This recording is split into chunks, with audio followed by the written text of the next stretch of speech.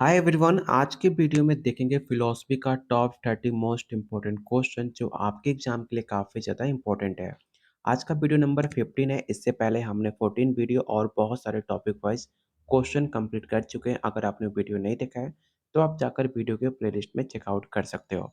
तो चलिए शुरू करते हैं आज का पहला क्वेश्चन। लेकिन उससे पहले अगर आप UPSC TRE 4 state second phase की तैयारी कर रहे हैं तो आपके सिलेबस में टोटल 15 यूनिट है जो हमने हर एक टॉपिक्स को काफ़ी डिटेल में कवर करते हुए टॉपिक वाइज क्वेश्चन आंसर, साथ में थ्योरी और GK GS, math, reasoning, arts of teaching and complete 150 marks का नोट्स दिया जा रहा है, जिसके अंदर आपको फिर भी सिर्फ क्वेश्चन में मिलेगा और साथ में फिलोसफी का ग्रुप जिसमें आपको अनलिमिटेड टेस्ट सीरीज और मॉक टेस्ट, ग्रुप डिस्कशन, आपको हर चीज़ मिल रहा है जिससे आप इजीली अपना पेपर क्वालिफाई कर पाएँ। साथ में आपको गाइड भी किया जाएगा कैसे एग्जाम का तैयारी करनी है। इस टॉपिक पे ज़्यादा फोकस करना है। कोई भी डाउट होता है आप मुझसे कॉल, व्हाट्सएप से डायरेक्ट बात भी कर सकते हो। ये सब कुछ मिलेगा सिर्फ 500 में। लेने के लिए सिर्फ आपको इस नंबर पे कॉल, व्हाट्सएप करना है और इस कंप्लीट नोट्स को आप ले सकते हो जो डेली बहुत सारे बच्चे ले रहे हैं। तो चलिए शुरू करते हैं आज का पहला क्वेश्चन। पिछले वीडियो में हमने टॉप 40 क्वेश्चन कवर कर लिया था, तो आज 41 से स्टार्ट करेंगे। और प्लीज़ आप लोग वीडियो को लाइक एंड शेयर ज़रूर करो, क्योंकि लाइक करोगे तभी मुझे पता चलेगा आपको वीडियो पसंद आ रही है, तो ही हम इस वीडियो को और आगे लेकर आएँगे अपने यूट्यूब चैनल पर। तो प्लीज़ वीडियो को लाइक एंड शेयर करके आप अपना सपोर्ट बनाए रखिए, जिससे हमें मोटिवेशन मिले आप लोग के लिए और रेगुलर बेसिस पे वीडियो लाने का। आज का पहला क्वेश्चन है कि जॉन स्टुअर्ट मिल का उपयोगितावाद किस पर केंद्रित है? पहला ऑप्शन है व्यक्तियों की खुशी, समाज की अधिकतम खुशी, नैतिक दायित्व या ईश्वर की इच्छा।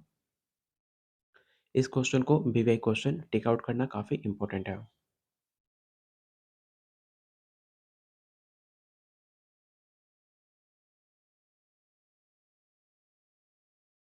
क्वेश्चन 41 का जो भी आंसर बी टिक आउट कर रहे हैं उनका आंसर सही है। समाज की अधिकतम खुशी आपका राइट आंसर होगा।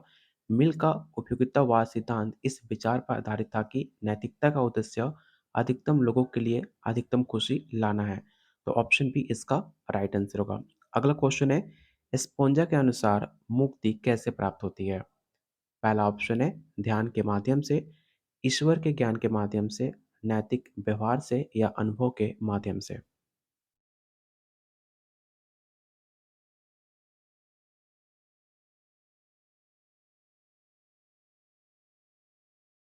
तो क्वेश्चन 42 का जो भी आंसर बी टिक आउट कर रहे हैं ईश्वर के ज्ञान के माध्यम से, उनका राइट आंसर बी होगा। ऑप्शन बी इसका राइट आंसर होगा। चलते हैं क्वेश्चन नंबर 43। आपको बताना है कि डेविड ह्यूम का कारण और प्रभाव का सिद्धांत किस पर आधारित है? ये सवाल आपके एग्जाम में पूछा जा चुका है कि डेविड ह्यूम का कारण और प्रभाव का सिद्धांत किस पर आधारित है। पहला ऑप्शन है तार्किक सत्य, अनुभव और आदत, ईश्वर की इच्छा या वैज्ञानिक खोज।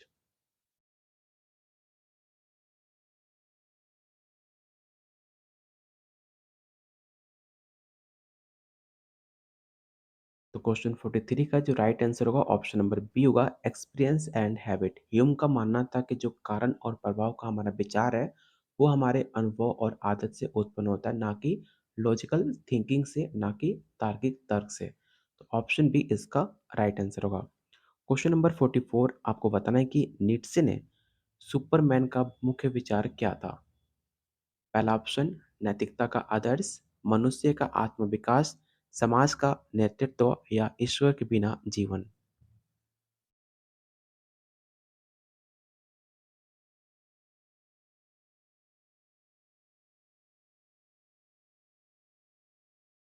तो क्वेश्चन 44 का जो भी आंसर बी टिक आउट कर रहे हैं उनका आंसर सही है। मनुष्य का आत्म विकास आपका राइट आंसर होगा। क्वेश्चन नंबर 45 आपको बताना है कि बटेड रसेल के अनुसार दर्शन का प्राथमिक उद्देश्य क्या है? पहला ऑप्शन है सत्य को स्थापित करना, जीवन के व्यवहारिक मुद्दे को हल करना, ऑप्शन सी विचारशीलता और आलोचनात्मक सोच को बढ़ावा देना या ईश्वर के अस्तित्व को प्रमाणित करना। इस क्वेश्चन को याद रखना काफी इंपॉर्टेंट है आपके एग्जाम के पॉइंट ऑफ व्यू से।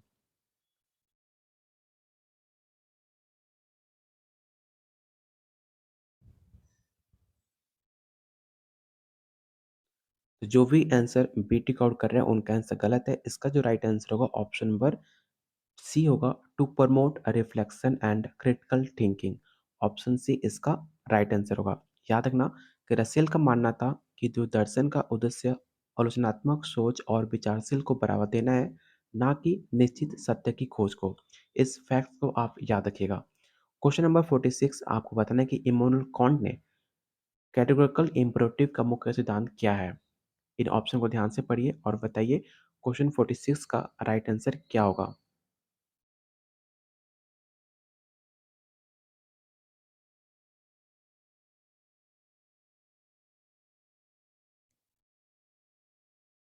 तो क्वेश्चन 46 का जो राइट आंसर होगा ऑप्शन नंबर बी होगा, ऐसे कार्य करे जो आपका कार्य एक सार्वभौमिक नियम बन सकता है। तो ऑप्शन बी इसका राइट आंसर होगा।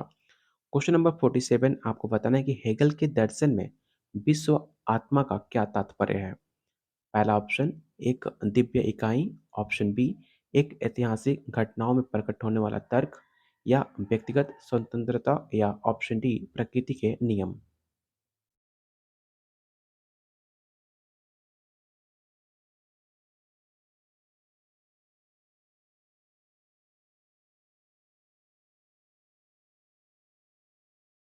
तो क्वेश्चन 47 का जो राइट आंसर होगा ऑप्शन नंबर बी होगा, ऐतिहासिक घटनाओं में प्रकट होने वाला तर्क, जो कि शक्ति के रूप में इसे देखा जाता है, जो ऐतिहासिक घटनाओं के माध्यम से प्रकट होता है।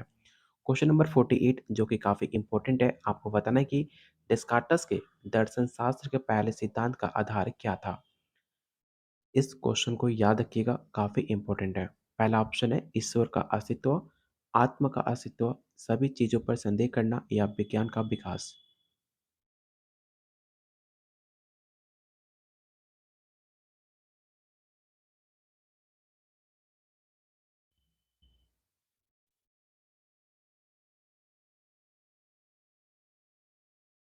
तो जो भी आंसर बी टिक आउट कर रहे हैं, उनका आंसर गलत है। इसका जो राइट आंसर होगा ऑप्शन नंबर सी होगा, डाउटिंग एवरीथिंग।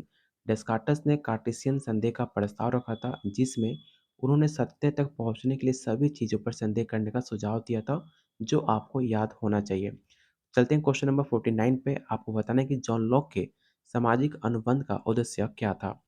पहला ऑप्शन है पुनः राजतंत्र को मजबूत करना, ऑप्शन बी प्राकृतिक अधिकारों की रक्षा करना, ऑप्शन सी समाज में नैतिकता लागू करना, या ऑप्शन डी धार्मिक स्वतंत्रता को बढ़ावा देना।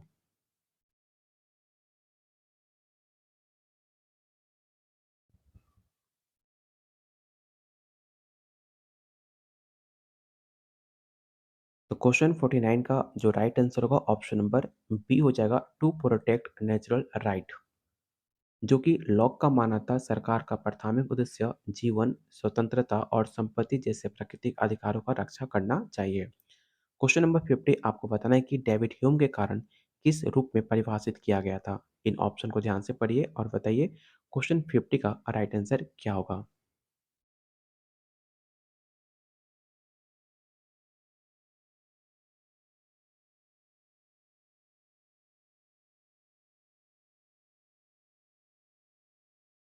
तो क्वेश्चन 50 का राइट आंसर होगा ऑप्शन नंबर डी, अनुभव और आदत से उत्पन्न विकास। ह्यूम का मानना था जो कारण और प्रभाव का विचार होता है, वो आपके अनुभव और आदत के माध्यम से बनता है, जो कि राइट आंसर होगा ऑप्शन नंबर डी। अगर आपने अभी तक टेलीग्राम ग्रुप को ज्वाइन नहीं किया तो इस ग्रुप को जरूर ज्वाइन करना। चाहे आपका बीपीएससी तैयारी 4 हो, चाहे स्टेट सेकेंड पेज, हर एक नोटिफिकेशन आपको इस ग्रुप में अपडेट मिल जाता है।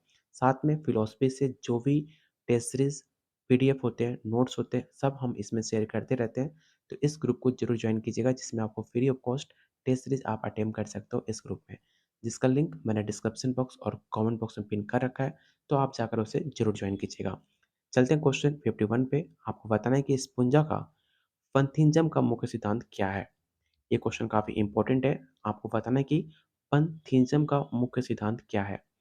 पहला ऑप्शन है ईश्वर और प्रकृति एक ही है, ईश्वर ब्रह्मांड से परे है, या ऑप्शन सी केवल प्राकृतिक कानून मायने रखते हैं, या ऑप्शन नंबर डी ईश्वर व्यक्तिगत इच्छाओं को पूरा करता है।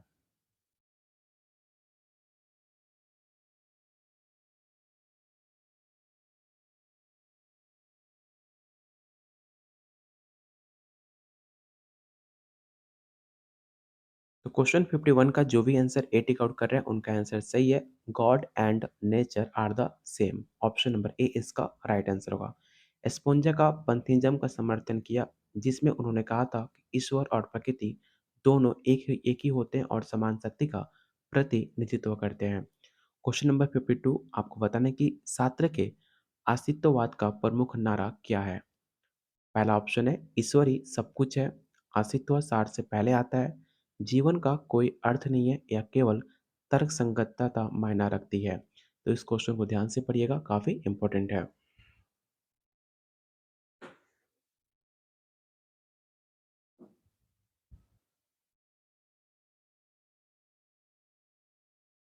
तो क्वेश्चन 52 का जो राइट आंसर होगा ऑप्शन नंबर बी हो जाएगा। चलते हैं अगले क्वेश्चन पे। अगला क्वेश्चन है फ्रेडरिक नीत्शे का ईश्वर की मृत्यु के विचार का क्या अर्थ है? तो इन ऑप्शन को ध्यान से पढ़िए और बताइए क्वेश्चन 53 का राइट आंसर क्या होगा। फ्रेडरिक नीत्शे के ईश्वर की मृत्यु का विचार का अर्थ क्या है, आपको ये बताना है। और प्लीज़ अगर अभी तक आपने वीडियो को लाइक एंड शेयर नहीं किया तो प्लीज़ सारे लोग वीडियो को लाइक एंड शेयर आप ज़रूर करना, जिससे हमें पसंद पता चले कि आपको वीडियो पसंद आ रही है और आपको डेली शाम 7:30 बजे आपको ये वीडियो यूट्यूब पे मिले, जिससे आप फ्री ऑफ कॉस्ट तैयारी कर पाएँ अपने एग्ज़ाम सिलेबस के अकॉर्डिंग। आपको टॉपिक वाइज़ आपको डेली प्रैक्टिस कराया जाएगा। तो प्लीज़ वीडियो को लाइक एंड शेयर आप लोग ज़रूर करना।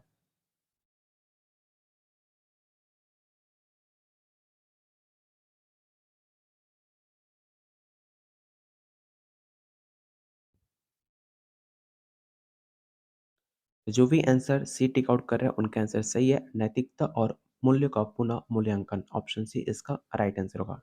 नीति का ईश्वर मृत्यु का विचार ये बताता है कि आधुनिकता और विज्ञान ने पारंपरिक नैतिक मूल्य को चुनौती दी, जिससे नए मूल्यों का निर्माण आवश्यक हो गया। अगला क्वेश्चन है जॉन स्टुअर्ट मिल का यूटिलिटरिज्म का सिद्धांत किस पर आधारित है? इन तीन ऑप्शन, पहला ऑप्शन है कर्तव्यों का पालन, व्यक्तिगत खुशी, अधिकतम संख्या के लिए अधिकतम खुशी। तो इन तीन ऑप्शन में से कोई आपका एक राइट आंसर है, तो इन ऑप्शन में से बताइए राइट आंसर क्या होगा?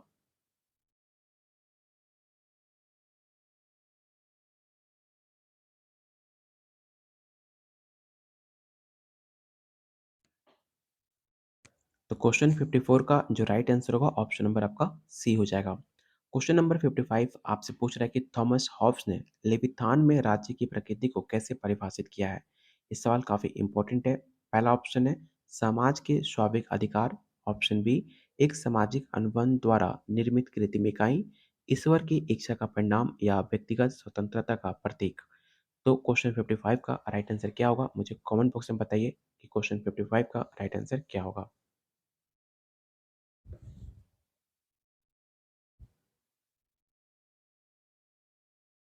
तो क्वेश्चन 55 का जो राइट आंसर होगा ऑप्शन नंबर बी होगा, एक सामाजिक अनुबंध द्वारा निर्मित कृत्रिम इकाई, जो कि हॉब्स के राज्य के मानव समाज द्वारा इसे अपनी सुरक्षा के लिए बनाया गया था, एक कृत्रिम संगठन। इसे आप याद रखिएगा। क्वेश्चन नंबर 56 है जॉन लॉक ने टेबलू रस्सा का उपयोग किस संदर्भ में किया था?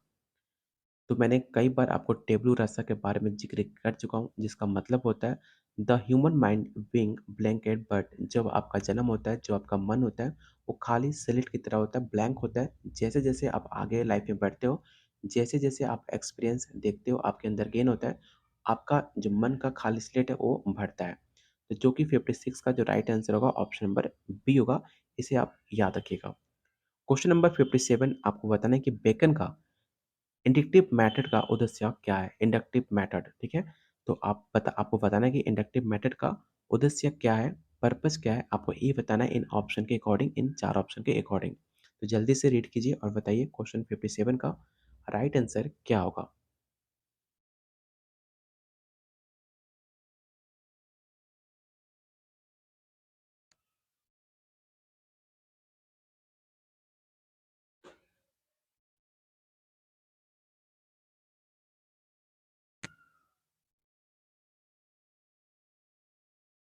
तो 57 का जो राइट आंसर होगा ऑप्शन नंबर बी होगा, वैज्ञानिक शोध का व्यवस्थित करना, ऑप्शन नंबर बी।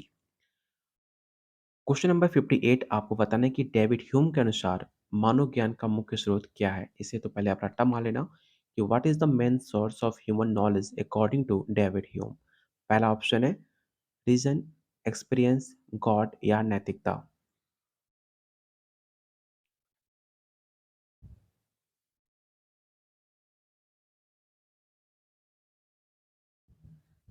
तो याद रखिएगा, डेविड ह्यूम के अनुसार मनोज्ञान का मुख्य स्रोत होता है एक्सपीरियंस, जो उसका अनुभव होता है, उसके मन और तर्क के अनुभव पर आधारित होता है। इसलिए आपका एक्सपीरियंस काफ़ी मैटर करता है। अगर आपके पास एक्सपीरियंस है तभी जाकर आप तर्क और कर पाओगे अपने एक्सपीरियंस बेसिस पे। अगर आपको फिलॉसफी के क्वेश्चन का नॉलेज ही ना हो, तो फिलॉसफी के बारे में आप किसी भी टॉपिक को डिस्कस नहीं कर सकते हो बिना एक्सपीरियंस के। इसलिए एक्सपीरियंस होना काफ़ी इंपॉर्टेंट होता है किसी भी टॉपिक, किसी भी लाइफ के बारे में। तो ऑप्शन बी इसका राइट आंसर होगा। क्वेश्चन नंबर 59 जो कि बताना है कि जीन पॉल सत्र के अस्तित्ववाद में स्वतंत्रता का क्या महत्व है।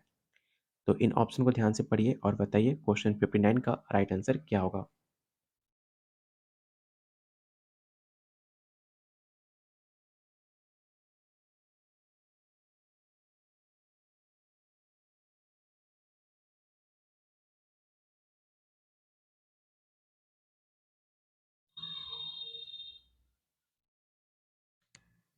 तो क्वेश्चन 59 का जो राइट आंसर होगा ऑप्शन नंबर बी होगा।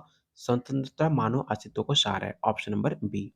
और आज का लास्ट और मोस्ट इंपॉर्टेंट क्वेश्चन आपको बताना है कि हेगल की थीसिस एंटिथेसिस सिंथेसिस प्रक्रिया किस पर आधारित है।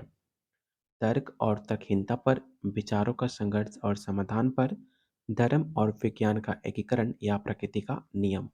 इस क्वेश्चन को याद रखना, जो कि हेगल का द्वारा एक बहुत इंपॉर्टेंट सिद्धांत है, जो कि आपके विचारों को, विकासों को समझने के लिए उपयोग किया जाता है, जिसका प्रत्येक विचार थीसिस, एक विपरीत विचार एंटिथेसिस और एक उसका एक समाधान होता है सिंथेसिस। तो तीन आपको कॉन्फ्लिक्ट आइडियाज होते हैं जो आपको याद होने चाहिए, जो कि इसका राइट आंसर होगा option number B, conflict resolution of idea. Total question number 60 का जो राइट आंसर होगा ऑप्शन नंबर बी होगा। तो यहाँ पे आपके क्वेश्चन खत्म होते हैं। मॉडर्न वेस्टर्न फिलोसफी का टोटल हमने इस टॉपिक से 60 क्वेश्चन कवर किए तीन पार्ट में। आज की वीडियो में टोटल हमने 20 क्वेश्चन कवर किए, जो आपको बताना है कि आउट ऑफ 20 आपने कितना स्कोर सही करा, क्योंकि ये सारे क्वेश्चन आपके एग्जाम में पूछे हुए सवाल और आने वाले एग्जाम में काफ़ी सवाल इंपॉर्टेंट है जो आपके एग्जाम में आ सकते हैं।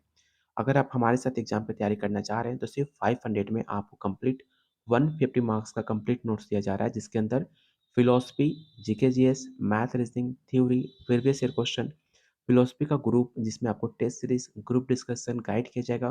कोई भी डाउट होता है आप मुझे कॉल व्हाट्सएप से बात भी कर सकते हो सिर्फ 500 में।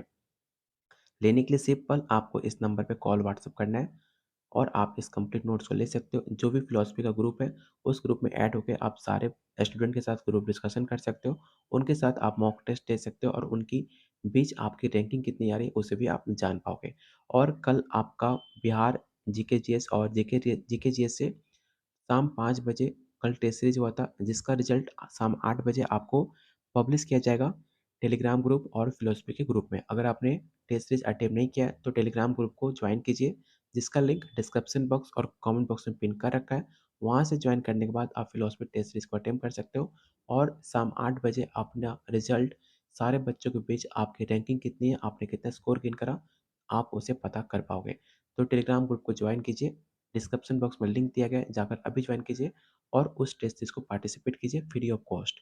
तो मिलते हैं बहुत जल्द अगले वीडियो में, तब तक के लिए कीप वॉचिंग, कीप शेयरिंग।